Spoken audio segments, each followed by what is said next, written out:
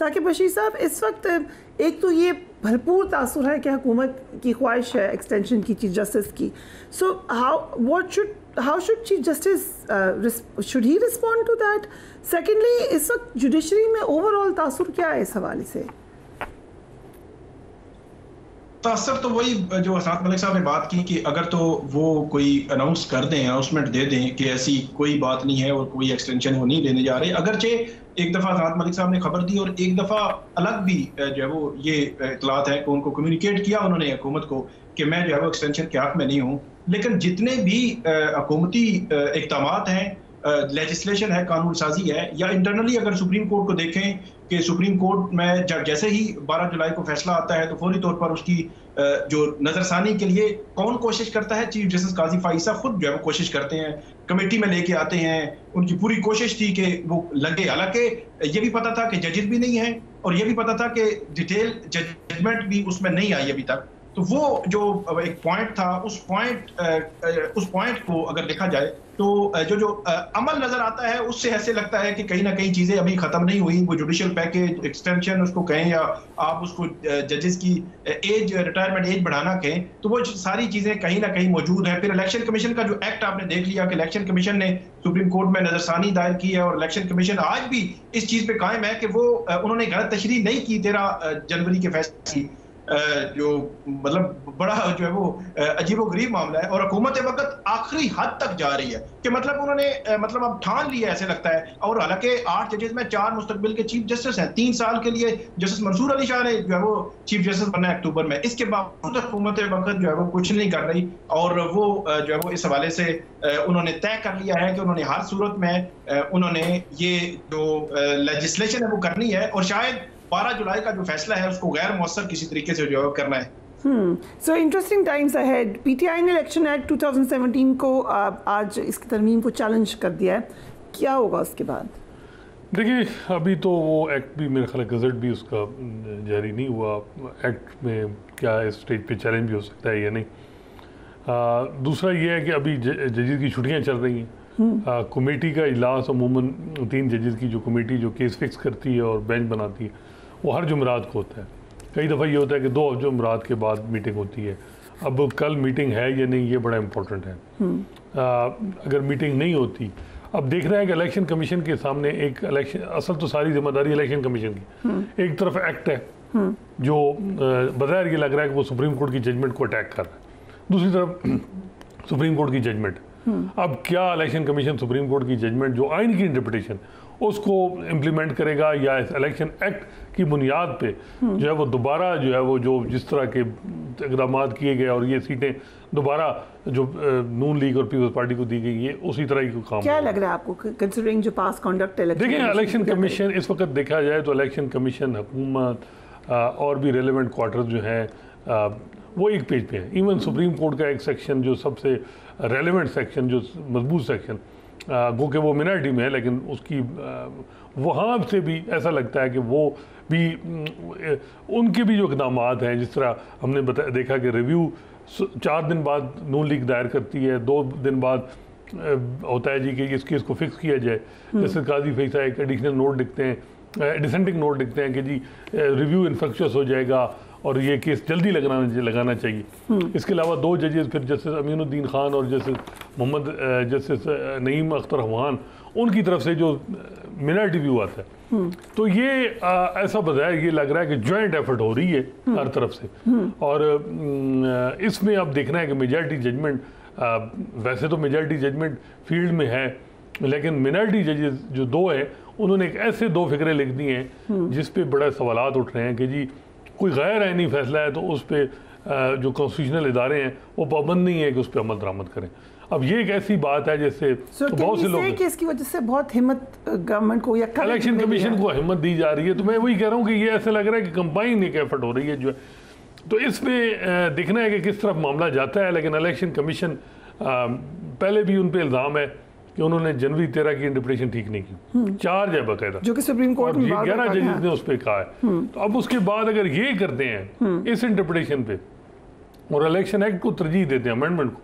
तो फिर election commission क्या कह सकते हैं हम। तो इलेक्शन कमीशन मेरा ख्याल है कि इस हद तक इस दफ़ा नहीं जाएगा, क्योंकि ये फिर जो 8 जजेस हैं वो भी फिर आगे तक जाएंगे इस मामले को। राइट, क्योंकि आपने बात किया कि सुप्रीम कोर्ट का एक सेक्शन है जो आप इस बात करें, एक तासुर एंड एक्सेस है, जो आज आपने आर्टिकल लिखा है उसमें आपने कहा चीफ जस्टिस काजी फाइज ईसा ने अपने सामने सबसे बड़ा चैलेंज समझते थे कि इदारे को मुतहिद कर लें। जी,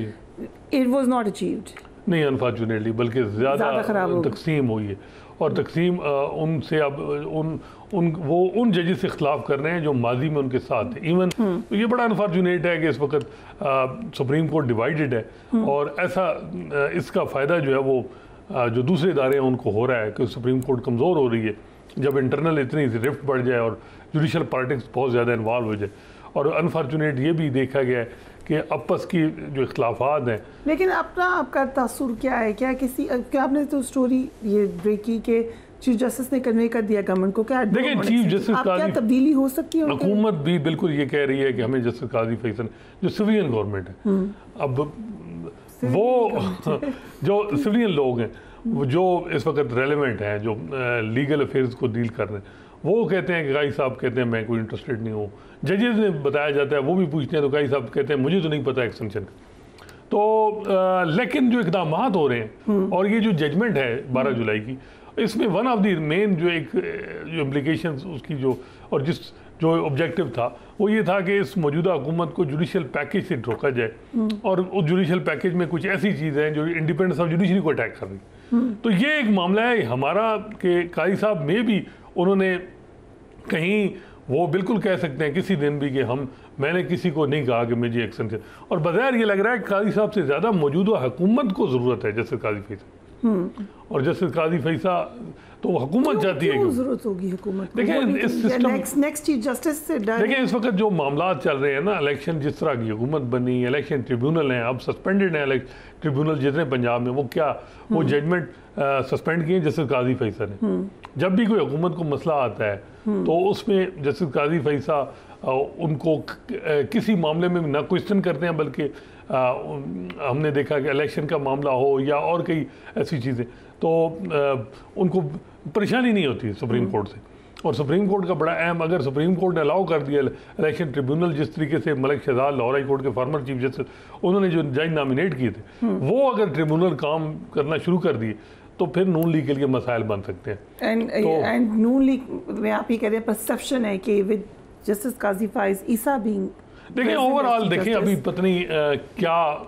जो अगर आपने जो है वो पीटीआई, असल में जस्टिस काजी फैसल का एक परसेप्शन है या मिस परसेप्शन है कि पीटीआई को टफ टाइम मिला है उनके दौर में। क्या उन्होंने कुछ किया ज़ायल करने के लिए इस परसेप्शन को थ्रू आउट जो उनकी नहीं, उन्होंने उस अनफॉर्चुनेटली ना उन्होंने किया वो भी, और ना पीटीआई ने कोशिश की कि उस तरह, दोनों का क्लैश बहुत ज़्यादा है और वो अनएंडिंग है बिल्कुल। शुरू में खैर पीटीआई ने कोशिश की कि कोई उन पर इतराज़ ना करे, लेकिन सबसे ज़्यादा पीटीआई चेयरमैन ने कहा कि हमें कोई मसला नहीं है, गलती हो गई जी, लेकिन उसके बाद भी बज़ाहिर ये लगा कि वो जस्टिस काजी फैसल वो जो एक पीटीआई के हवाले से एक मामला जो भी केसेस जो भी चीज़ें चल रही हैं उनको जो पीटीआई के तहफ़्फ़ुज़ात हैं या जो उनकी परसेप्शन है उस हवाले से कोई ऐसा उन्होंने कोई केस नहीं किया, कोई ऐसी हेयरिंग नहीं की जिससे ये परसेप्शन दूर हो सके। तो ये एक है उनमें, और